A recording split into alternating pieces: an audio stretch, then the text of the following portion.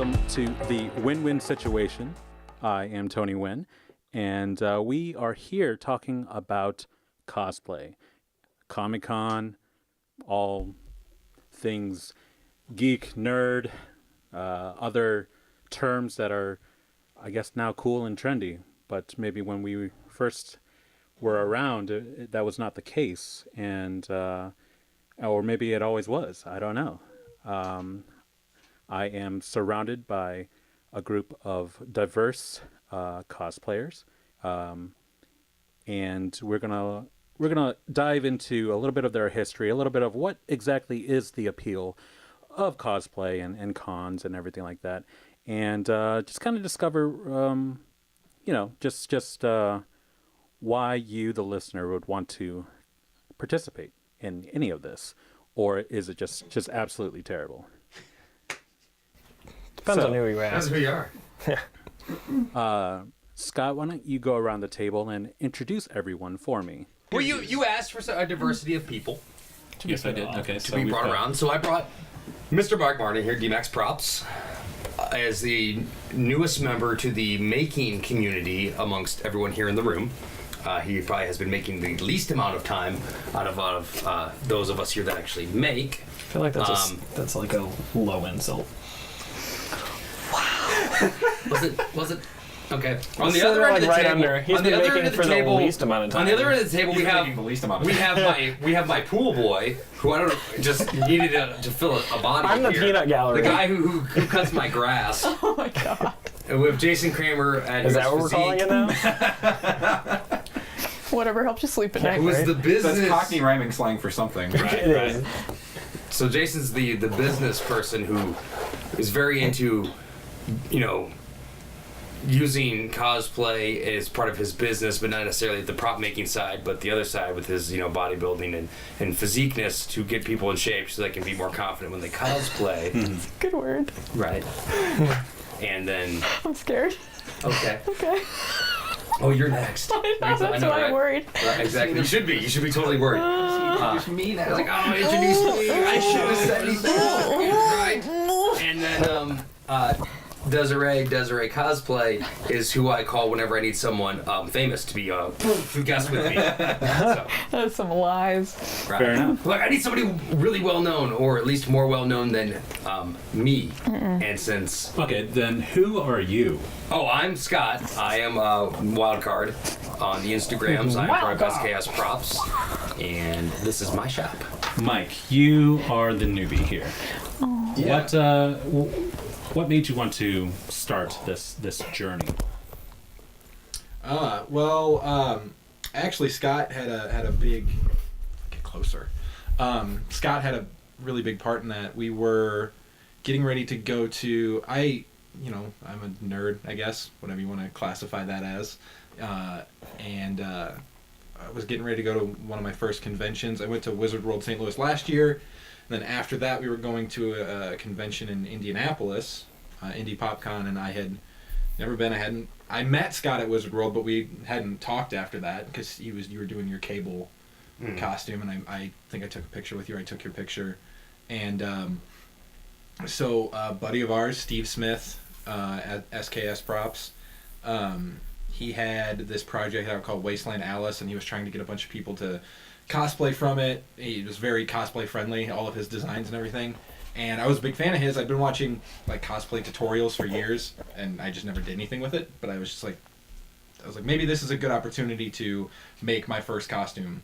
And then I was kind of in the middle of it, and I was really like, I don't know. And then Scott, we were all in a Facebook group about it, and Scott messaged me out of nowhere, and he's like, yeah, I see you're from St. Louis and you're going to Indie Pop for the Wasteland Alice thing. Like, let me know if you ever want to like meet up and build together or anything like that. And we found out afterwards that we lived like 5 minutes away from each other, so it was all like super convenient.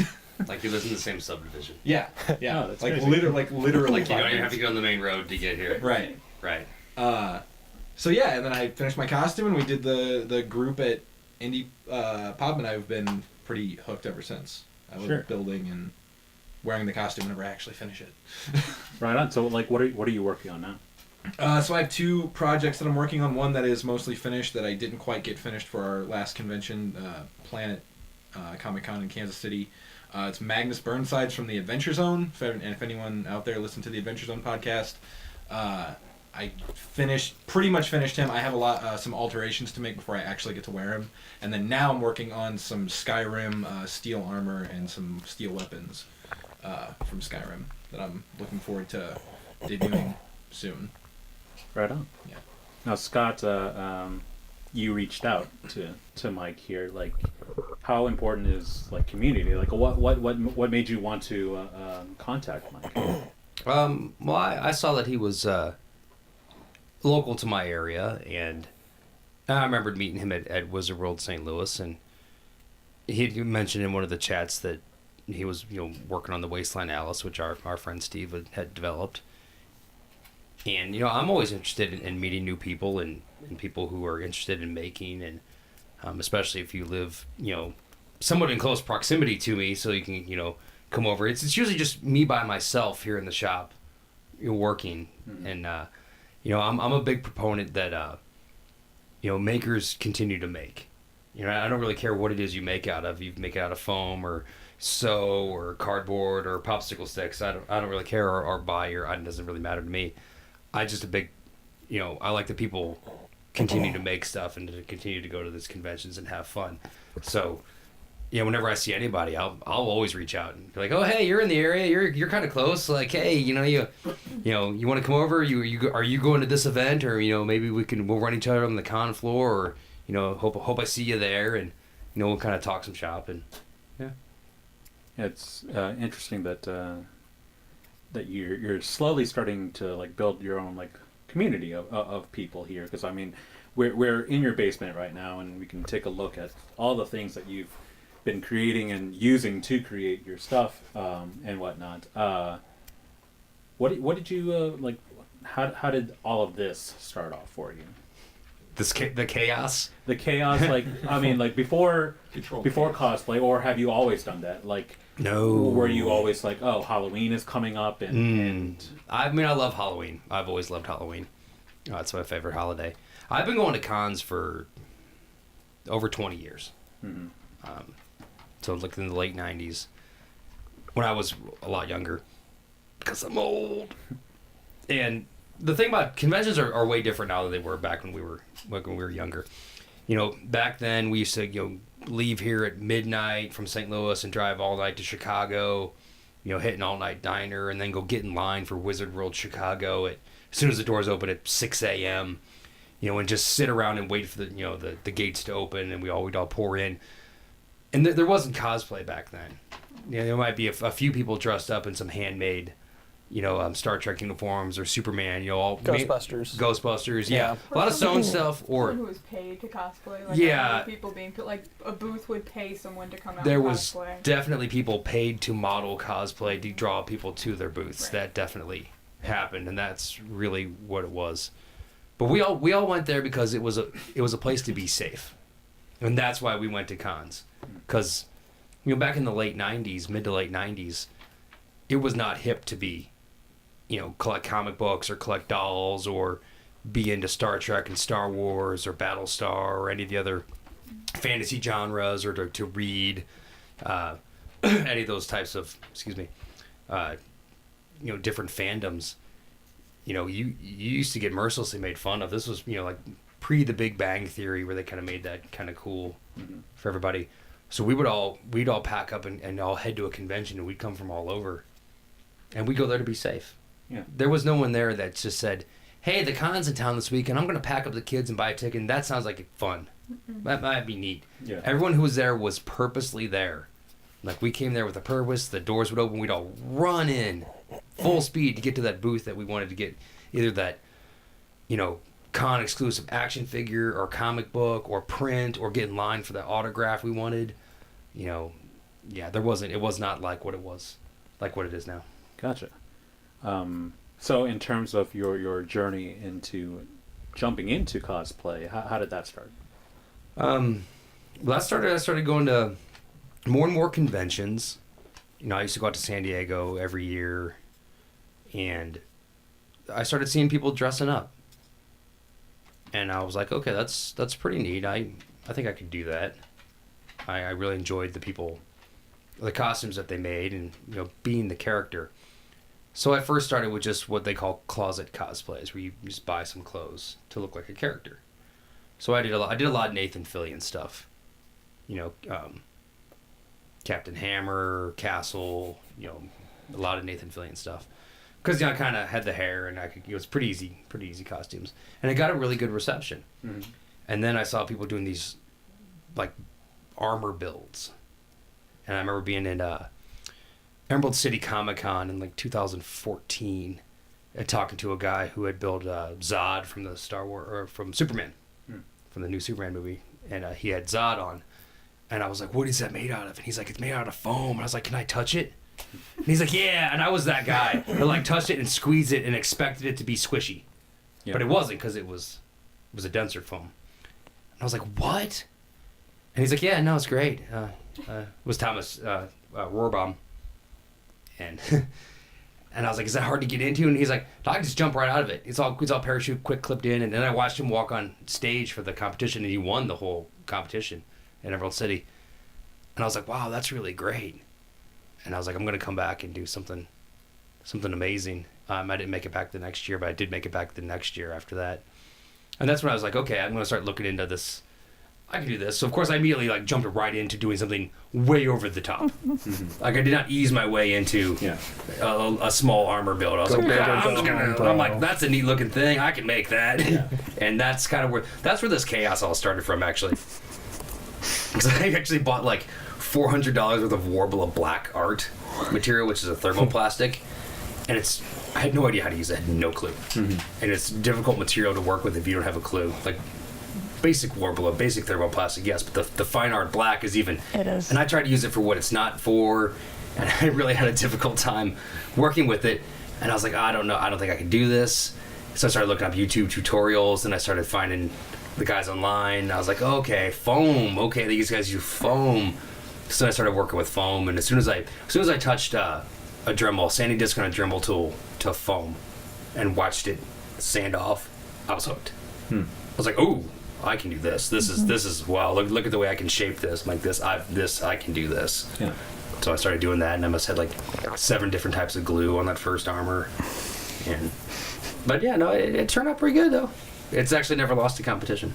Really? Mm-hmm. That's impressive. Yeah. Now, Des, Scott introduced you as the celebrity here. Now, what is that supposed to mean?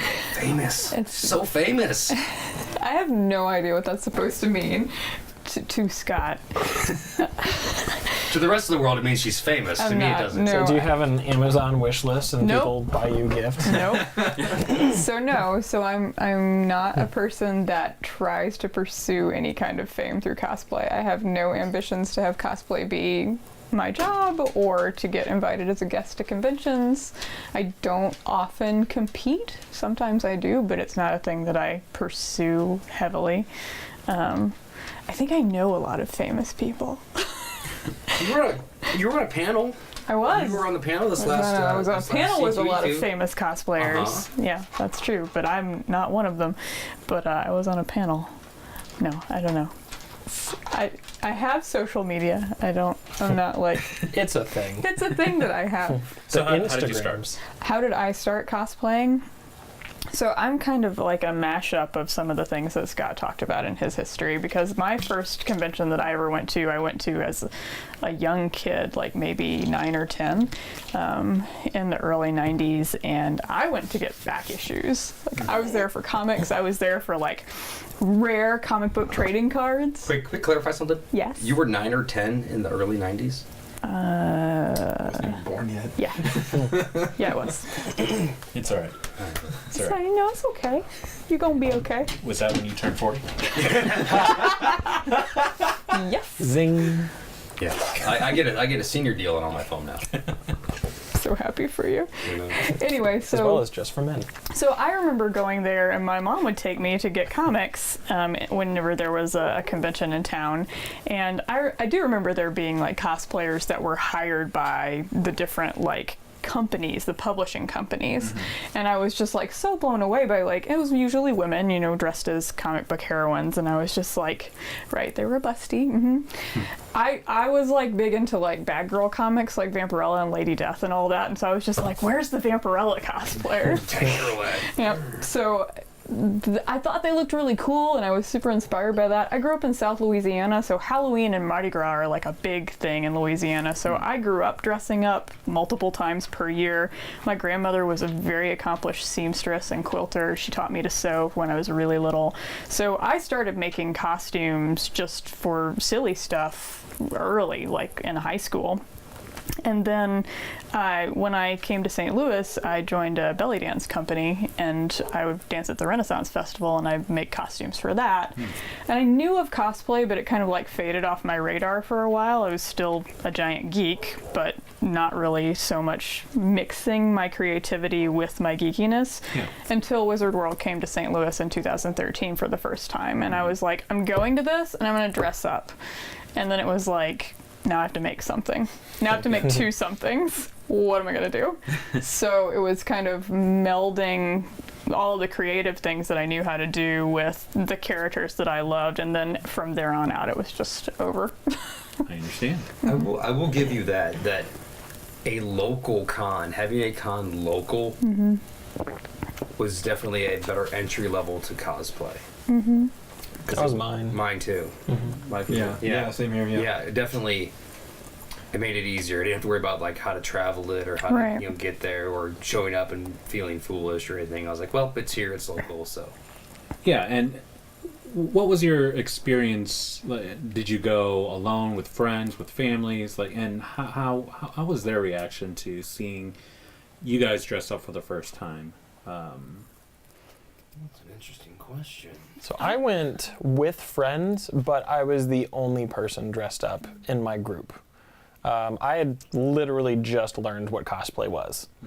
Like I was working at Apple at the time, and it was talking to a friend of mine. It was shortly, I think the Amazing Spider-Man movie with Andrew Garfield had just come out not too far before that, maybe the year prior. And I always loved Spider-Man, and seeing like that suit, like the Sam Raimi ones were great, and that was an awesome suit, but for some reason I loved the first Andrew Garfield suit, and I wanted one. And so we were like my friend was trying to research ways to like help me make one. And she's like, well, as much as you love Halloween, why don't you just get into cosplay? I was like, what's that now? She's like, What? cosplay? Costume play? I'm like, what? She's like, basically it's Halloween except all the time. I'm like, you sold me. Done. And I'm in. And she was the one that told me about a Wizard World convention, you know, a Comic-Con coming to St. Louis for the first time. And so she helped me put together, it was Dante from the Devil May Cry reboot that is like the redheaded stepchild of the Devil May Cry franchise. And so I was the only person in my group that was dressed up. I think a friend of mine was wearing like a zip-up Wookiee hoodie. But it was a really weird experience. Like most of my other friends just didn't get it. Like I didn't get made fun of, but they're like, so what? You wear a thing and go to this place. I'm like, basically, and you just walk around. And people want to take pictures with you? Yeah, it's weird. So that was my initial exposure to it. And from there, it's for me. Then every costume from that point on had to get like bigger and bigger and bigger. I'm probably one of the few people here that doesn't make much of my own stuff. I understand my limitations and the things that I am willing to invest time and energy into, and also what will literally break my brain and make me freak out. And so I hire people like them to make things. But yeah, it was that first convention here at St. Louis was really what allowed me to kind of dip my toe in and see what all of this was about. And that was my first convention ever.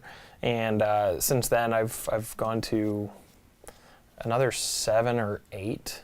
So I don't get to take too much time off for work. So to me, that's a lot.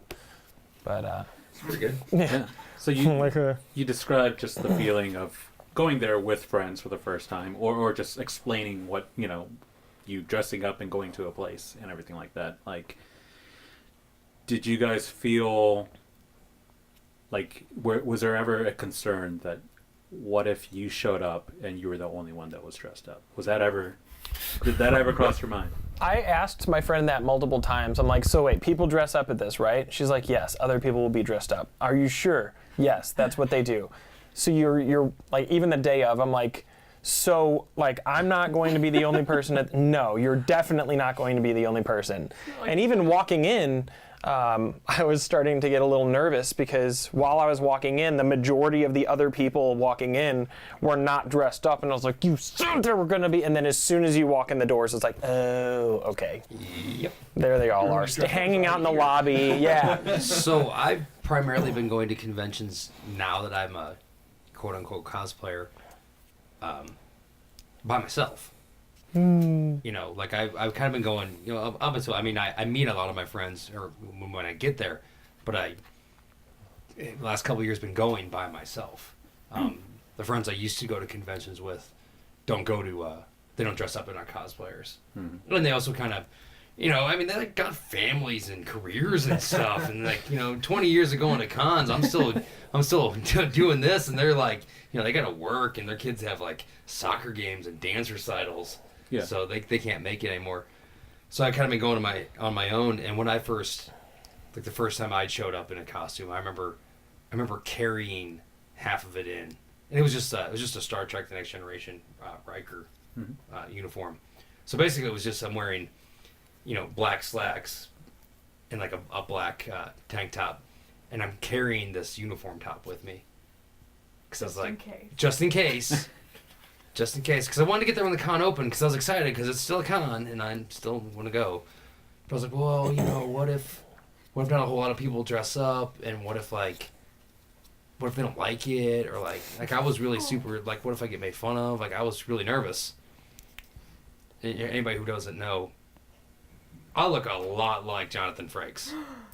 What? Yeah. No way. Never told me that. Absolutely. You put a Riker uniform on me and a beard, and I look a lot like Jonathan Frakes. Do you mount chairs the same way? Absolutely, 100%. There is only one way. Oh my God. Yeah. So many times. Twirl it, the leg Actually, swing. It's been so long. It's been so many years. Riker's one of my more popular cosplays that I do. But yeah, I was super nervous, you know. But once I finally did put it on, and kind of hit the con floor, and just the fanfare of just people just like, oh my God, you look just like him. You know, this is so great. Like, you know, even though that's an older TV show now, but it still gets Doesn't matter. Gets a great reception. Yeah. That's where you are. Yeah, I am at a pop culture convention, so I did get more comfortable with it. Now I don't care. Now I'll dress up as anything. I don't care if you've never heard of it, and we're walking 8 blocks down the street to the con. I'm like, yeah, I'm that guy. See, for me, I had been a performing belly dancer for like almost 10 years before I started cosplaying. So like that desensitizes you to having people have weird reactions to you in public spaces and costumes. So like even belly dancers don't wear their just like performing costume on the street, obviously. So if you're going to a gig, but you still have like a cover up on, which is usually like very ornate and like flowing, like a caftan or something like that with like beading and things. And people will just be like, what is it? And you've got like full stage makeup on with like false eyelashes and all these things. They're like, what does this girl do? Why are you pumping gas in that outfit? What are you? You see like the sparkly beaded like part of the costume up to your neck. You're like, hey, what's up? So I just like didn't care anymore. But then I went the first day that we went to Wizard World. I went with a friend of mine who's also a dancer, and she did not dress up that day, but she dressed up with me the following day. But like I was dressed as Poison Ivy. That was the first costume that I made, and she was like, I had no freaking clue you were going to be like some sort of celebrity out here. Like, See, it wasn't just me. I told you. No, but she meant like Famous. people were taking pictures of me. Famous. And she was just like, oh, why are people taking your picture? And I'm just like, I don't know, but it's cool though, right? The first time someone asks you for your picture, it's like a weird, like, that's like a drug. Where you're like, oh, yeah. You like that? Yeah, really? Well, yeah, because it's like, you know, I've heard a lot of people say it's like validating the work you put into this thing. Even if you bought it, even if you know, like whatever, it's like, oh man, I made like if you did buy it, it's like I made a good purchase. I mean, like you like it too. But like when I went, I guess I'm coming from like the other side of the the aisle here where it's like this stuff was all like really popular when I started getting into it. Yeah. So it's like people like you're a fake geek, you know, whatever. But it's like but Fake cosplay dude over like, here. This yeah, guy only cosplays right, for the yeah, likes and yeah. shares. But like I said, I had been watching a lot of like for people who may or may not know, like Punish Props, like cosplay tutorials. I'd watched them for a long time, and my thing was always like, oh yeah, I'll get into that. That'd be fun, you know. But it's just like I just never did. But I kept watching him because he's an interesting guy and he makes like really interesting stuff. But it was like to the point where when I was first going to an actual convention, I was like, yeah, people are going to be dressed up there because it was just in my mind from all the stuff I had seen up to that point. This is true. You know, I do talk to a lot of people when they hear that there's a convention coming up in town. Like, oh, are you going to the convention? You know, I don't like, have a costume to wear. And I asked, they asked, I'm like, well, you should go too. You're gonna go? Yeah. Like, yeah, I don't. And they say that I don't I have a costume. Yeah, I don't have anything to dress Yeah. up as. People And say I'm like, you don't like have to it's dress up to expected, like go. it's a Right. requirement. It is certainly not expected that you dress up to And show up there. you will be surprised. The vast majority of people there are not. I'm not dressed up at all. Nope. They're You do not mostly have to wear a costume. parents and their children who are kind of looking around like, what is this? We're looking at maybe 5 to 10% Yeah. of maybe 5. Depending on the Probably convention. not 10. Depending on Yeah, the it depends on convention. the convention and location. So Yeah. But it's always super noticeable because you have that other 90 to 95% of people who are like, oh, stop, let me get your picture. Yeah. So you get Yeah. these like traffic jams and stopping areas where it's like, oh, there's a cosplayer over there, or there's someone famous, but it's like, or not, it is someone dressed up as someone Yeah. famous. Yeah. The Or it's amount of Des, times and that I've she is been famous. told by Right. somebody It's Desiree, running, dressed up as Desiree. like an artist, Terrible. that's like, can you not stand in front of my booth, please? I'm like, I'm sorry. I wasn't trying, I was walking. I They know. Totally stopped got me. yelled at I would be like, I would Dragon take Con this for stopping opportunity to try traffic. and sell Yeah. something to somebody. Yeah. Become a Because carnival barker. Before I Like, before I stood here blocking everyone from your booth, there was no one here. yeah, You so can edit that out, right? I'm kidding. No, I'm sorry. you don't want the trash talk on the podcast? I'm shocked. I'm sorry. That's So, in a What's that? sense, for the cosplayer, you get a sort of pseudo celebrity. Like, you kind of get a glimpse of it because you get to, you know, be up there. You have all the flashing lights on you. Like, what's your experience? Like, what do people say when they come up to you? Do they converse? Or do they just want a picture and that's that, or do they? I think it's different though from pseudo celebrity just because it's not about who you are, it's about the costume and the character, which is what makes it more comfortable to me. Because for me, if I cosplay a character, it's because I love that character. Like, I don't usually cosplay a character that I don't know anything about, and I don't pick costumes that are just. There are some costumers who pick costumes because it's a challenging costume. It's something that they can use to level up their skills, and that's totally cool, but I personally would never be able to motivate myself to finish anything if I didn't love the character. So if somebody comes up to me and they are geeking out over my costume and they really love it, it's because they love that character too. And so you get this like great exchange that you get to have with that person about that particular show or book or movie or whatever it is. And it's just so cool. And I personally, this is probably weird to hear someone that does this for a hobby say, but I'm an introverted person, so I'm terrible at small talk. I cannot talk with you about random things. I will just kind of wilt and melt away.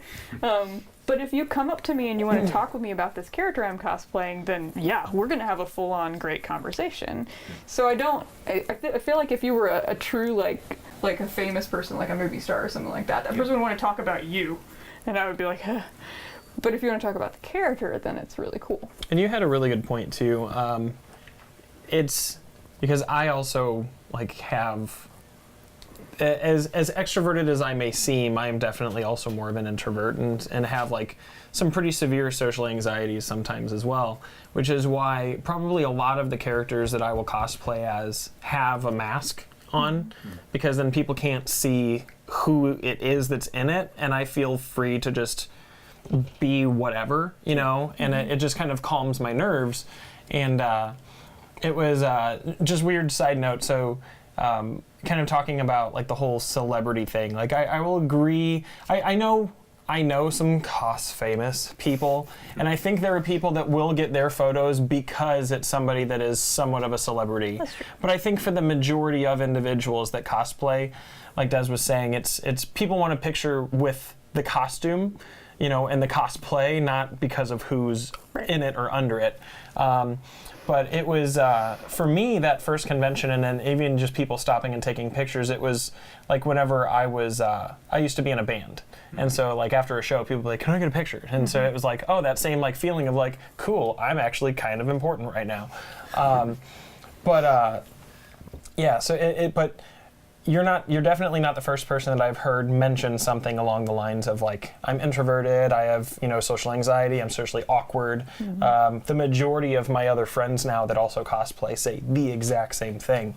And you were talking about a safe place, a safe space. Absolutely. And I think that's like probably the majority of the cosplayers that you talk to will say that they cosplay because it allows them to be a character, which helps with their social anxiety, as opposed to just being them. Because now they're actually portraying and exuding something else, like something else's energy, as opposed to having to rely on, again, their own social skills to carry a conversation or to meet a person or whatever the case may be. It is also kind of like not easy. Like if you're making a full costume, it's not like easy, but it is like an icebreaker.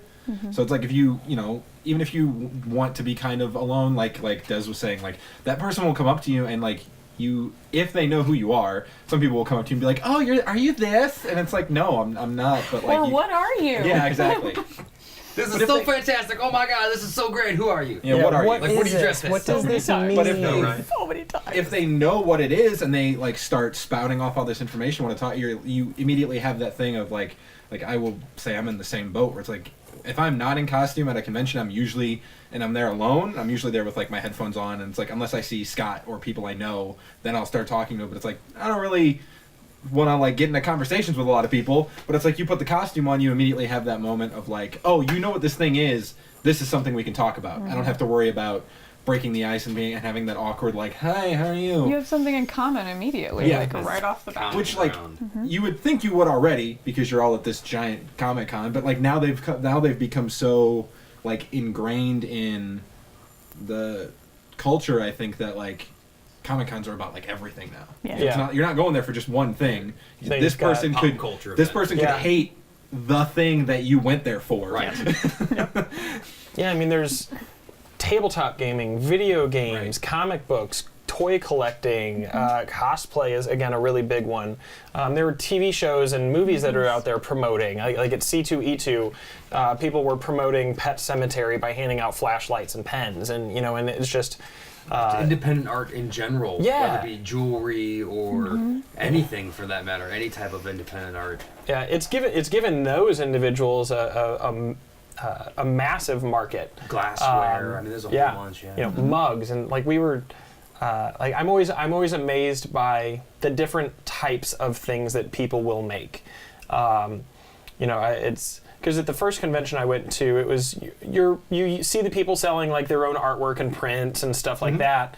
And then the first bigger convention that I went to, walking around, it's like, people doing their own plush puppets and plush animals, and then like stained glass things. Some people knit amazing things, not just articles of clothing, but they'll knit anything. Yeah. There's Have a somebody whole at booth full of knits. C2E2 making leather like topographical maps. Oh yeah, of That of was like amazing. fantasy Yeah. lands and stuff. It was Yeah. crazy. That was So so cool. cool.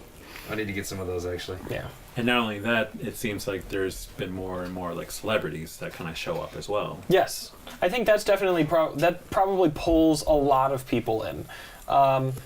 For me, it's I would love to meet some of those celebrities, but then when I look at the cost of meeting said celebrity, I'm like, do I really want to spend anywhere from $70 to $150 to spend 12 seconds with this person? If that. All right, that's the end of part 1 with these 4 amazing cosplayers, fabricators, designers, call them what you will. I strongly recommend you guys go to each of their Instagrams, like them, follow them, because you will get to see some really amazing things that they've created. If you want to see Jason's work, he's at Hero Physiques. That's HeroPhysiques. F-I-Q-U-E-S, Physiques. For Desiree, it's Desire with an extra E, cosplay. So Desiree Cosplay. Desire with an extra E, cosplay.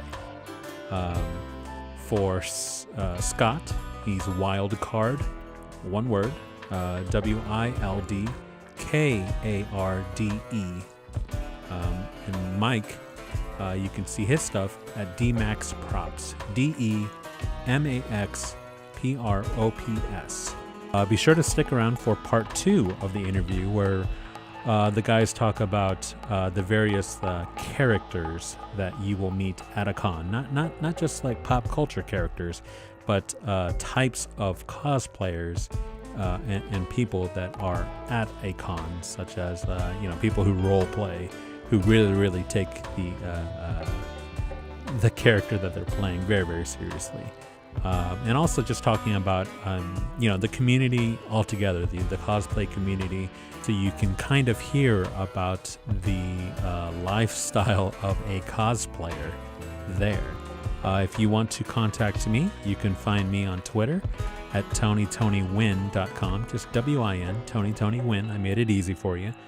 And yeah, be sure to check out the next episode.